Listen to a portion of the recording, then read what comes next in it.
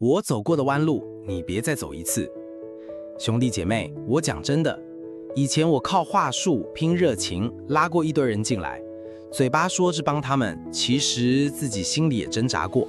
睡不着的夜，我问过自己，这真的对吗？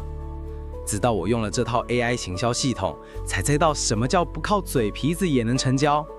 只要输入产品和对象，系统自己跑文案、图、影片，连行销策略都帮你想好，不再欠人情，不用开口骗感情，还能真心说，这工具我自己也在用，花1/10的钱撑起10倍的专业。别再硬撑，别再怕被问东问西，这才是能长久做的模式。